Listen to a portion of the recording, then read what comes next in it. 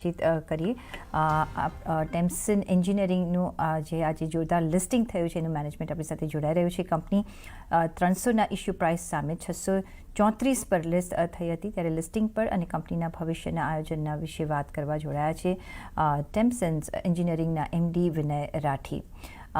विनय जी, पहले तो बहुत स्वागत है आपका CNBC बाजार में और कॉन्ग्रेचुलेशंस, ये लिस्टिंग के लिए एक बम्पर लिस्टिंग आपको मिला है और वन ऑफ द काइंड रहा है. और आपका जो बिज़नेस है उसके बारे में जो बात करें तो नो डायरेक्ट पेयर्स है, thermal engineering and specified cable जो अपना मैन्युफैक्चरर्स है. आप कैसे आपको हेल्प आप कैसे हमें ये अपना बिजनेस मॉडल समझाएंगे पहले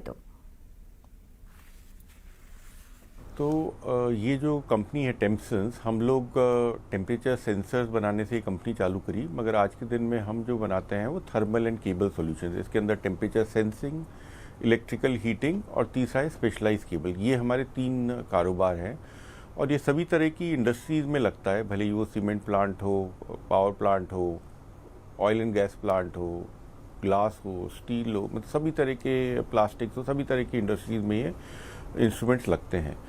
और इनका यूजेज ऐसा है कि जब नया एक पावर प्लांट लगता है तब भी इस तरह के इक्विपमेंट लगते हैं और फिर इनका एक लिमिटेड लाइफ रहती है. तो बिकॉज ये एक एग्रेसिव टेम्परेचर एटमॉस्फेयर में जाते हैं तो एक इनकी लाइफ रहती है, उसके बाद में आपको इनको रिप्लेस करना पड़ता है. तो कंपनी का करीबन 70% बिजनेस प्रोजेक्ट बिजनेस है और 30% बिजनेस रिप्लेसमेंट बिजनेस है.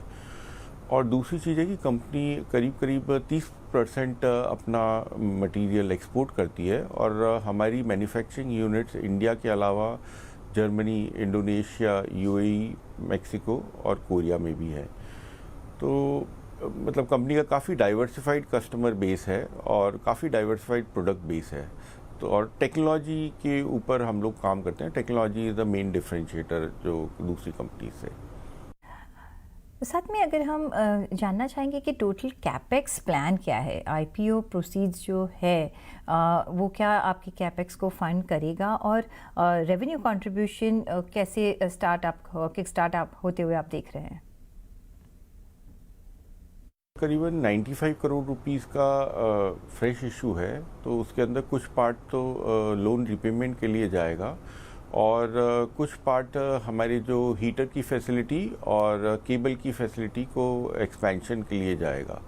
और आप समझिए कि ये करीब मतलब 10 से 12 महीने के अंदर ये केपेक्स का रिजल्ट आने चालू हो जाएंगे. मतलब it will start initially but it will build up with in 1 year after completion of the project. अगर हम देखें तो percentage share of electrical heating solution में एक बढ़ोतरी देखने मिली है ओवर द इयर्स, लेकिन दूसरी तरफ टेम्परेचर सेंसिंग सॉल्यूशन का शेयर थोड़ा डाउन होता हुआ हमें देख रहा है. आइडियल रेवेन्यू मिक्स आप कैसे देख रहे हैं और टिपिकली मार्जिन प्रोफाइल कैसे रहेगा आगे जाके? हमारा जो मिक्स है मतलब आपको एकदम अब्रप्ट चेंज इसलिए दिख रहा है हीटर के मतलब ग्रोथ के अंदर, क्योंकि हमने एक कंपनी को अमालगमेट किया था टेम्सन के अंदर, जिसके कारण ये एक अब्रप्ट चेंज अपने को दिख रहा है लास्ट ईयर में. बट आगे चल के करीब हम देखेंगे कि 40-45% तक हमारा टेम्परेचर सेंसर का मार्केट रहेगा, केबल्स करीबन 30% और बाकी बैलेंस हीटर्स का मार्केट रहेगा. और अगर मार्जिन प्रोफाइल देखें तो तीनों ही बिजनेस में मतलब अच्छे मार्जिन प्रोफाइल है. एवरेजली जिस तरह के मार्जिन प्रोफाइल हम आज तक काम करते रहे उसी डायरेक्शन में ये मार्जिन प्रोफाइल तीनों के करीब similar nature. Raw material supply chain में हम थोड़ी दिक्कत देख रहे हैं. आइधर सप्लाई आता नहीं है, नहीं तो लेट आ रहा है, फ्लक्चुएशंस होता है. कैसे आप देख रहे हैं उसकी असर, क्योंकि प्राइसेस भी इसकी वजह से फ्लक्चुएट होते हुए हम देख रहे हैं, उसकी असर मार्जिन्स पर कैसे पड़ेगी और आगे का आप मार्जिन का रेंज क्या देना चाहेंगे? तो इसमें ऐसा है कि हमारे जो प्रोडक्ट हैं ये करीब इसके अंदर ऑर्डर बुक बेस्ड बिजनेस है. हमारे कोई बहुत ज़्यादा लॉन्ग टर्म सप्लाई नहीं है जहाँ पे ये लिंक्ड हो इस तरह के प्राइजेस से. तो जब भी हम कोई सप्लाई करते हैं उस टाइम पे जब कस्टमर से डिसाइड होता है ऑर्डर, वो आप समझिए कि करीब 12 से 16 हफ्ते मैक्सिमम के अंदर उसको डिलीवर हो जाता है. तो इतना कोई प्राइस का फ्लक्चुएशन नहीं रहता है, और जो भी रहता है तो वो बिल्डअप करके ही कस्टमर को हम मार्कअप करके ऑफ़र देते हैं और उसी पे ही ऑर्डर मिलते हैं हम। अगर हम देखें तो कंपनी बहुत रिलाई करती है सब्सिडरी पे और आपकी जो जेवीज़ है उसके ऊपर इंटरनेशनल मार्केट के एंट्री के लिए एंड प्रोडक्ट लॉन्चेस के लिए। उसका impact, potential impact on the results आप कैसे देख रहे हैं for the operation part and for the growth prospects आप कैसे देख रहे हैं? और लीडिंग जो आपके की एरियाज़ कौन से हैं एक्सपोर्ट के लिए? अभी ऐसा है कि ये जो जेवीज़ और सब्सिडरीज़ हैं, ये काफ़ी रोबस्ट इंफ्रास्ट्रक्चर प्रोवाइड करते हैं कंपनी के लिए, क्योंकि हमारी कंपनी काफ़ी बड़ी कंपनीज और क्रिटिकल इंडस्ट्रीज़ के साथ काम करती है, जिसके अंदर अप्रूव वेंडर लिस्ट में शामिल होने का एक प्रोसेस है, और it is also big entry barrier for other मतलब other people in this kind of market. तो इसके कारण ये सब्सिडीज़ और जॉइंट वेंचर काफ़ी रोबस्ट टाइम फ्रेमवर्क प्रोवाइड करते हैं कि जिसमें हम कस्टमर के कंपनी में एंटर हो पाएँ, और क्योंकि ये प्रोसेस ही कुछ 2 से 4 साल का रहता है एक आपको कंपनी में एंटर करने का, तो इसलिए ये बहुत इम्पॉर्टेंट है और हमको इनसे काफ़ी आगे ग्रोथ मिलने की आशा है। हाँ, दूसरा एक सरप्राइजिंग जो फैक्ट देखने को मिला है कि अगर आपकी कंपनी इतना अच्छा कर रही है, परफॉर्मेंस जो अच्छा रह रहा है, तो एग्जिस्टिंग शेयर होल्डर्स क्यों एग्जिट कर रहे हैं? क्योंकि nearly 555 crore worth of shares अभी एग्जिट हुए हैं, सेल हुए हैं।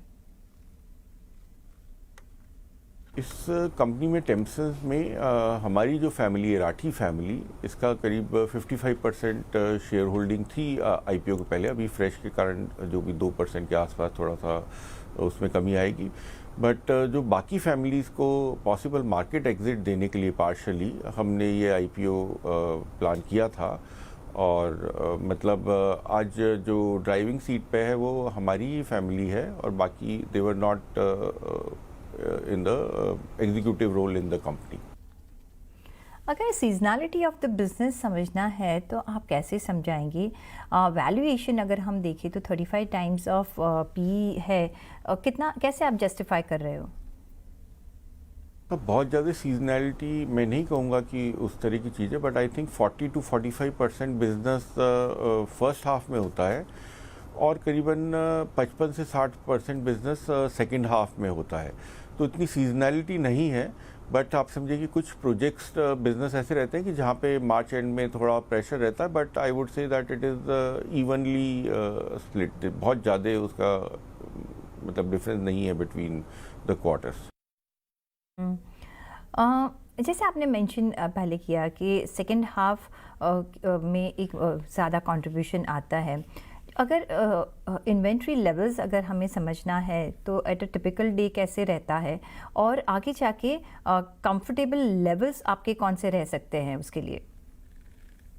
थोड़ा फ़र्क पड़ता होगा, मगर इन्वेंट्री डेज़ आप समझिए करीब करीब 70 डेज़ के इन्वेंट्री डेज़ रहते हैं, क्योंकि क्या है कि हम लोग जो प्रोडक्ट बनाते हैं it is make to order, customer की रिक्वायरमेंट के हिसाब से ये प्रोडक्ट बनते हैं। तो एक वैरायटी ऑफ इन्वेंट्री रखने की ज़रूरत है, क्योंकि मटेरियल साइंस का काफ़ी इंपॉर्टेंस है इस तरह के टेम्परेचर सेंसर में।